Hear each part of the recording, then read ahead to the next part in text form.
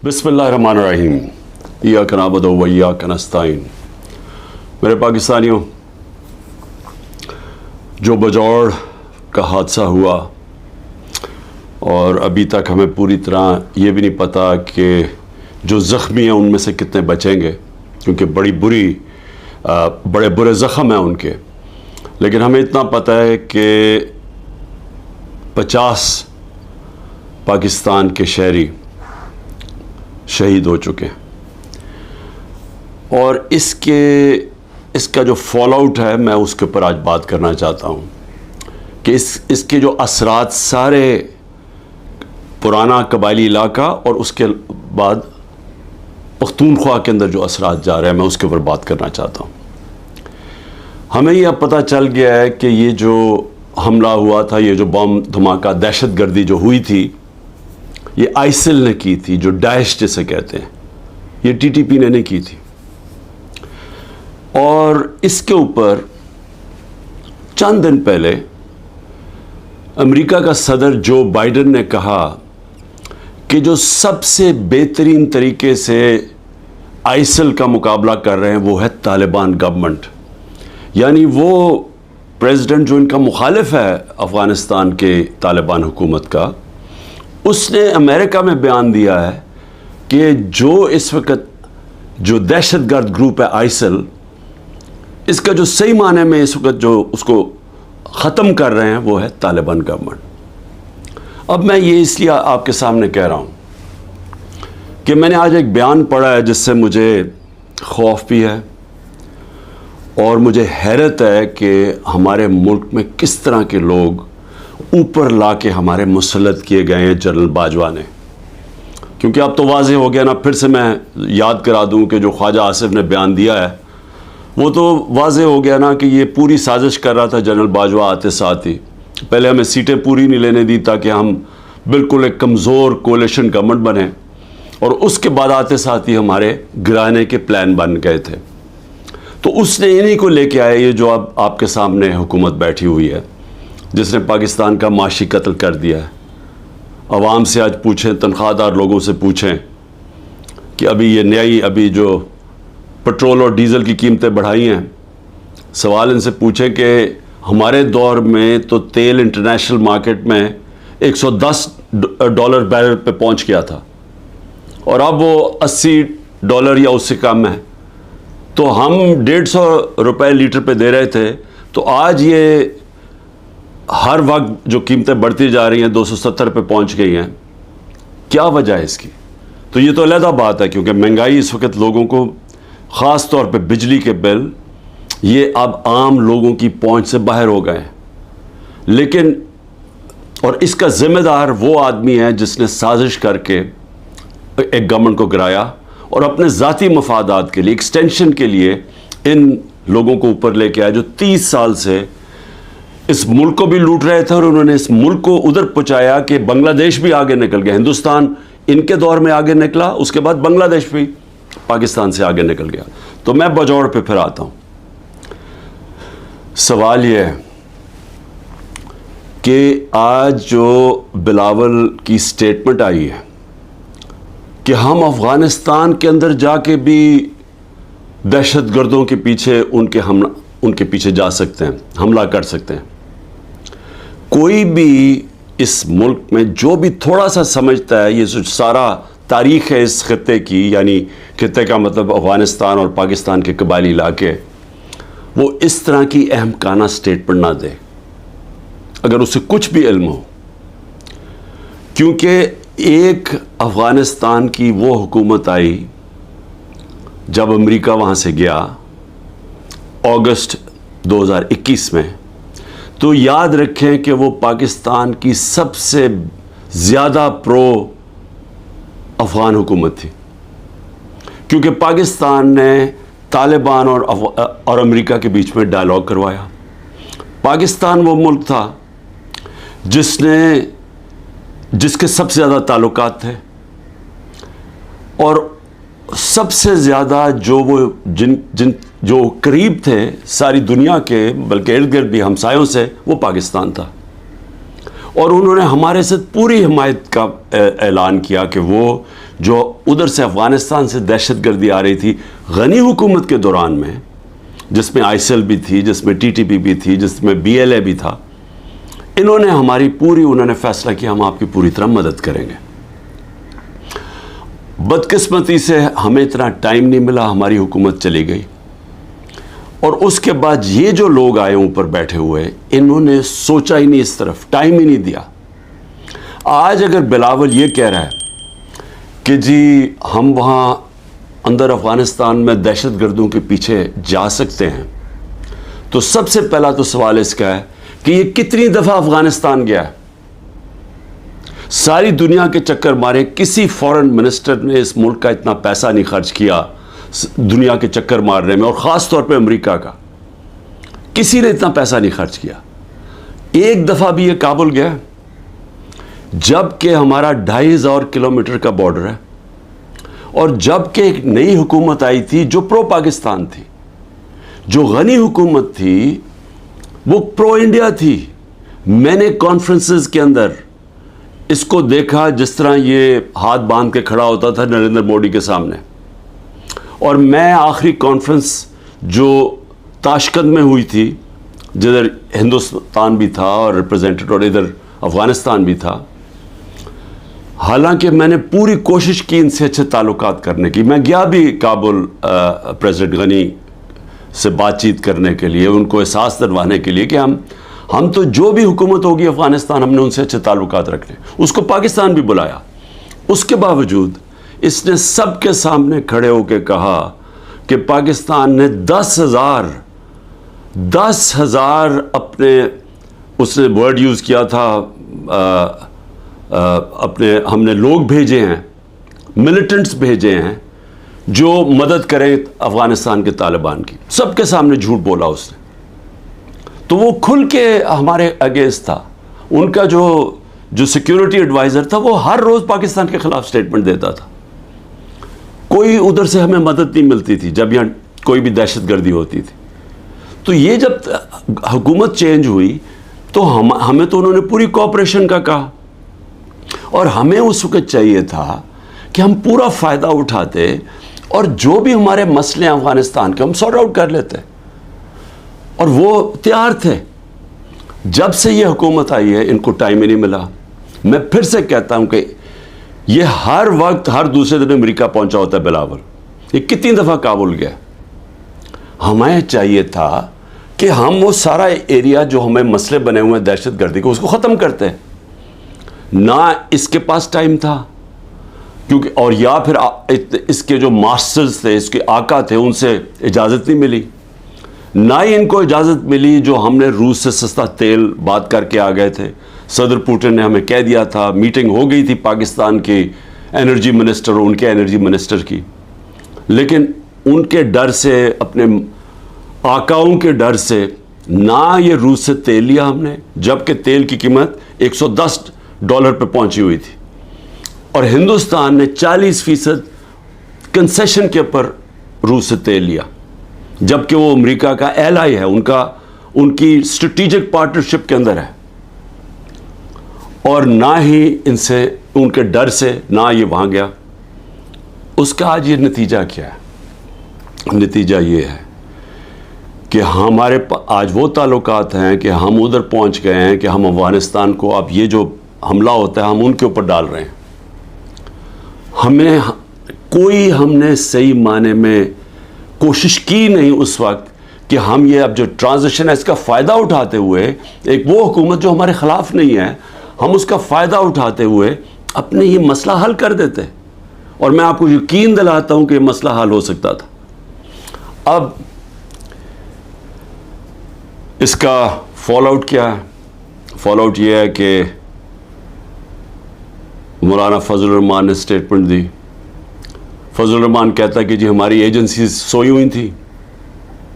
فضل الرحمان صاحب، جب ہم اتنی دیر سے کہہ رہے ہیں کہ جو 636 پختونخوا کے اندر دہشت گردی کے واقعے ہوئے ہیں، ہم کہتے جا رہے ہیں کہ ایجنسیز کا ٹائم بجائے انٹیلیجنس، اصل میں تو دہشت گردی انٹیلیجنس ایجنسیز لڑتی ہیں، بجائے ادھر ٹائم دینے کہ وہ تو صرف تحریک انصاف کو ختم کرنے کی کوشش میں تھے.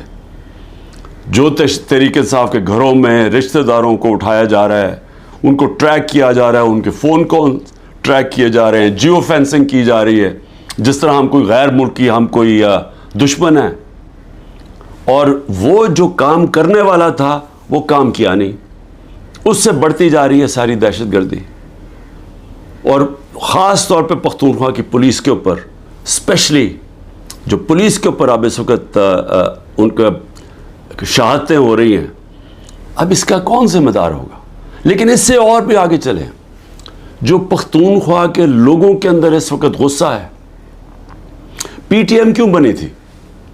پی ٹی ایم یہ بنی تھی کہ جو ساری لڑائی, جو وار آن ٹیرر اصل تو قبائلی علاقے میں وہ اجڑ گیا, لوگوں کے گھر تباہ ہو گئے, زکوٰۃ دینے والے ہو گئے, وہ سارے لوگ نقل مکانی کرنی پڑی, لوگ اپنے گھروں سے نکل گئے, گھر جب واپس گئے گھروں میں بچا کچھ نہیں تھا. سوات کے لوگوں سے, ملاکنڈ کے لوگوں سے بھی یہی ہوا.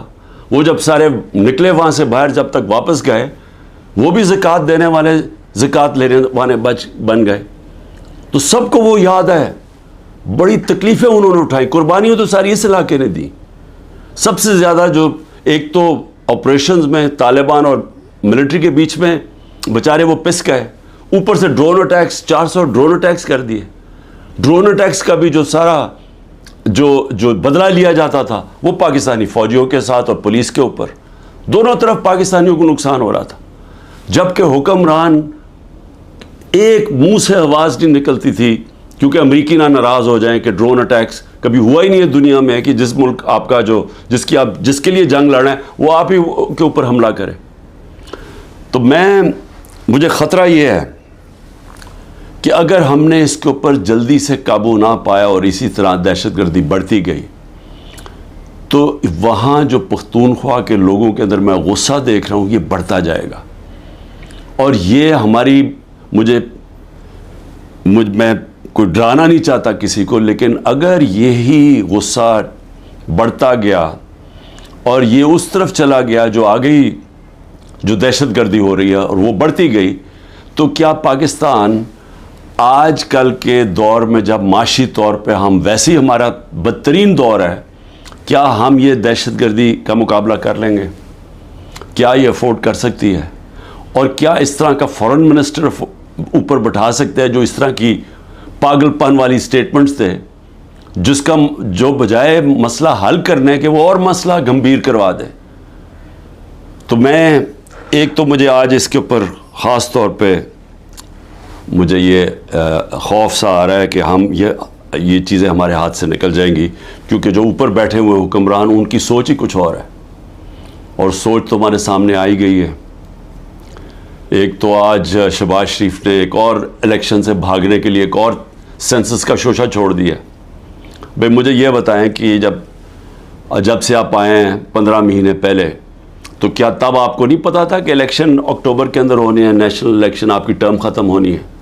تب آپ کو نہیں پتا تھا کہ یہ جو سینسس جو بھی ہم نے کرنا اس سے پہلے کریں؟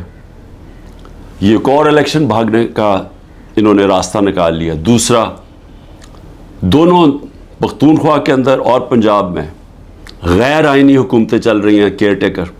پہلے تو وہ کیئر ٹیکر ہے ہی نہیں, کیئر ٹیکر تو نیوٹرل ہوتی ہے, وہ تو انہوں نے اپنی یہ ایک نون لیگ چلا رہی ہے پنجاب, اور دوسرا وہ فضل الرحمان اور وہ ANP چلا رہی ہیں پختونخوا. یہ تو کیئر ٹیکر ہے ہی نہیں. اور ان دونوں صوبوں کے لوگ جو 70% پاکستانی ہیں, وہاں غیر آئینی لوگ بیٹھے ہوئے ہیں جن کی کوئی قانونی حیثیت نہیں ہے. اب یہ کوشش کر رہے ہیں کہ مزید اور یہ اوپر بیٹھے رہیں, اور یہ ایک شوشہ اس کا, اور یہ کہ جناب ہم سینسس کروانا چاہتے ہیں, سیکیورٹی کا بھی شوشہ بنا لیں گے. پنجاب کی 14 مئی کی الیکشن انہوں نے اس لیے نہیں کروائی, ہمارے پاس پیسے نہیں ہیں جی. پیسے MNAs کو رشوت دینے کے لیے بہت پیسے ہیں, لیکن ہمارے لیے پیسے نہیں ہیں الیکشن کروانے کے لیے, 20 ارب روپیہ نہیں تھا. اور اب جو مجھے نظر آ رہا ہے, یہ پھر کوشش کریں گے کہ کسی نہ کسی طرح اس سے نکلیں, اور لوگوں کو پھر یہ جو رد عمل آنا ہے اس کے لیے یہ تیاری کر رہے ہیں. کیونکہ ظاہر ہے ایک اگر لوگ بیچارے الیکشن کی انتظار کر رہے ہیں نا کہ ہمیں جو انہوں نے لوگوں کا معاشی قتل کیا ہے، یعنی ایسے معاشی حالات عوام کے اوپر تو آئے ہی نہیں ہیں. سارے جو معاشی انڈیکیٹرز ہیں وہ پاکستان کی تاریخ کے سب سے برے ہیں. بے روزگاری لے لو، انڈسٹری بند ہو رہی ہے. گروتھ ریٹ جب نیچے آتی ہے، مطلب جب آپ کی دولت میں اضافہ جو 6.1% سے اب جو 0 پہ آئی ہے، تو اس کا مطلب بے روزگاری تو بڑھنی ہے، دولت کم ہو رہی ہے ملک کی. اور اس کے علاوہ مہنگائی جس سطح پہ پہنچ گئی ہے تو لوگوں کے حالات تو سب کو پتہ ہے. اب لوگ الیکشن کا انتظار کر رہے ہیں. انہوں نے اب کیا کیا ہے؟ اب 2 قانون لے کے آ رہے ہیں. ایک ہے سیکریسی ایکٹ اور دوسرا ہے پریونشن آف ایکسٹریم وائلنس. وہ ایک میں ہی کیا کر رہے ہیں کہ آپ انٹیلیجنس ایجنسیز کو کسی مثلا میرے اوپر ایک فوج کے ادارے میں، انٹیلیجنس کے ادارے میں ایک آدمی میرے اوپر قتل کرنے کی کوشش کرتا ہے، جو مجھے پتہ اس نے کیا. میں نے اگر اس کا نام لے لیا تو ویسے ابھی انہوں نے میرے اوپر غداری کا کیس کر دیا ہے کہ یعنی میری جرت کیسے پڑ گئی کہ میں نے اس کا نام لے لیا FIR کے اندر. وہ FIR بھی نہیں ہوئی تو میں غدار بن گیا ہوں. اب یہ ایک تو وہ کرنے جا رہے ہیں. دوسرا سیکریسی ایکٹ میں کہ جناب یہ کسی کے گھر میں بھی گھس جائیں گے انٹیلیجنس ایجنسی. ہمارے گھروں میں تو گھس ہی رہے ہیں. میرے گھر کے اوپر حملہ ہوا، دروازہ توڑ کے 40 لوگ اندر آ گئے، گھر میں جو چیزیں پڑی لوٹی، لوگوں کو مارا دھاڑا، اٹھا کے لے گئے خنسامے کو. وہ جو مالی تھا، 2-3 ورکرز، سب کو اٹھا کے لے گئے. تو وہ تو ہو ہی رہا ہے ہمارے گھروں پہ. اب یہ فیصلہ کیا کسی کے گھر میں بھی یہ جا سکتے ہیں کہ کسی کے گھر میں بھی جائیں گے، کہیں جی ہم سرچ وارنٹ کے بغیر اندر گھسیں گے، کوئی چیز بھی اٹھا لیں گے. میرے گھر جب آئے تھے تو اسلحہ چھوڑ کے چلے گئے کہ جی اسلحہ ملا ہمیں یہاں سے. اور وہ سوشل میڈیا پہ دکھا رہے ہیں کہ لے کے جا رہے ہیں اپنی قمیضوں کے نیچے اسلحہ، اور وہاں اوپر چھوڑ کے چلے گئے. اور اب یہ کچھ بھی کر سکتے ہیں. تو یہ تو کسی کے گھر میں گھس کے توڑ کے چیزیں اچھا لوٹتے ہیں، چیزیں چوری کر کے لے جاتے ہیں. تو اب تو اس کو قانون بنانا چاہتے ہیں کہ کہیں بھی جا سکتے ہیں. تو یہ جو جس طرف اب یہ لے کے جا رہے ہیں ملک کو، تو یہ تو سیدھی کہہ دیں کہ جی آپ ہمارے غلام ہیں، ہم آئے اوپر آپ کے اوپر بیٹھنے آئے، آپ ہمارے غلام ہیں. ہم ایک آزاد ملک، آزادی تو ویسے ہی ختم کرتے جا رہے ہیں. تو اب تو یہ انگریزوں سے بھی زیادہ بدترین غلامی ہے، کیونکہ انگریزوں کے زمانے میں پھر بھی آپ 24 گھنٹے میں کسی کو عدالت میں پیش کرتے تھے جب اگر آپ نے کسی کو اٹھایا ہے. یہاں تو لوگ غائب ہو جاتے ہیں. عمران ریاض ابھی تک غائب ہے، اس کو کوئی 80 دن ہو گئے ہیں. کسی کو پکڑ سکتے ہیں. ہمارے کئی لوگوں کو اٹھایا ہوا ہے، کوئی وارنٹ نہیں ہوتی. کئی لوگوں کو اندر بند کیا ہوا ہے، ان کے ابھی تک FIR نہیں کی ان کے اوپر. تو یہاں تو کوئی قانون ہی نہیں ہے. تو یہ اب ایک غلامی کی طرف ہمیں لے کے جا رہے ہیں مکمل طور پہ کہ ہم اب ان کے غلام بن جائیں، جو منہ کھولے. اصل میں یہ ایک آزادی کے خلاف اب یہ قانون بنا رہے ہیں کہ آپ قانونی طور پہ ہمیں غلام بنا لیں کہ ہماری کوئی آواز نہ ہو، ہم کہیں نہ جا سکیں. تو میں اس پہ آخر میں صرف اپنی قوم کو یہ آج کہنا چاہتا تھا. دیکھیں، محرم کا مہینہ ہے. محرم میں ہمیں کیا سبق ملتا ہے؟ ہمیں محرم میں ایک ہی سبق ملتا ہے کہ رائے حق کے لیے، ظلم کے خلاف کھڑے ہونے کے لیے اگر ظالم کے سامنے کھڑے ہوتے ہوئے آپ کی جان بھی چلی جائے تو اس کی پرواہ نہیں ہونی چاہیے. آپ کو قربانی دینی چاہیے اپنی آزادی کے لیے، آزادی رائے کے لیے، آپ کو اپنے حقوق کے لیے، انصاف کے لیے. کیونکہ جب تک ایک قوم آزاد نہیں ہوتی، دنیا کی تاریخ میں اس کا کوئی مقام نہیں ہوتا. وہ میں بار بار آپ کو مولانا رومی کا وہ جو ان کی ایک کہات ہے کہ جب اللہ نے آپ کو پر دیے تو کیوں چونٹیوں کی طرح زمین پہ رینگ رہے ہو. غلام زمین پہ رینگتے ہیں، ان کی کوئی حیثیت نہیں ہوتی. 25 کروڑ کی آبادی ہے. آج مجھے بتائیں ہماری کیا حیثیت رہ گئی ہے؟ وہ جا کے بلاول بھٹو کتنی دفعہ امریکہ گیا ہے, پتہ نہیں کتنے ہمارے ڈالر خرچ کیے اس نے وہاں, اور جب نریندر مودی وہاں گیا تو اس کو ایسا انہوں نے جس طرح کا استقبال دیا. اور اس کے بعد بائیلیٹرل ٹاک تھی ان دونوں کے بیچ میں, امریکہ اور انڈیا. پاکستان کو انہوں نے دہشت گرد بنا دیا کہ جی دھمکی دی کہ دہشت گردی بند کرو. یہ حیثیت رہ گئی ہے. ہندوستان جاتا ہے بلاول بھٹو, جو ان کا فارن منسٹر اس کو ذلیل کرتا ہے. میں نے کبھی کسی کانفرنس میں ایک ہوسٹ ملک جو ہوسٹ کر رہا ہے, میں نے کبھی نہیں دیکھا اس طرح کی ذلت. تو کیا حیثیت رہ گئی ہے کہ یہ ہماری حیثیت ہے, کیونکہ غلاموں کی کیا حیثیت ہے. تو میں آج آپ سب کو یہ آج پیغام دینا چاہتا ہوں کہ میرے نبی صلی اللہ علیہ وسلم کے نواسے نے رائے حق کے لیے ایک ظالم کے سامنے اپنی قربانی دینے کے لیے وہ تیار ہو گئے, لیکن ظلم کے سامنے جھکنے سے انہوں نے منع کیا. انہوں نے کہا میں اس سے بہتر ہے, اور میں کہتا ہوں کہ غلامی سے بہتر ہے موت. اور صدیوں تک ہر وقت جب مسلمان ظلم کے سامنے کھڑا ہوتا تھا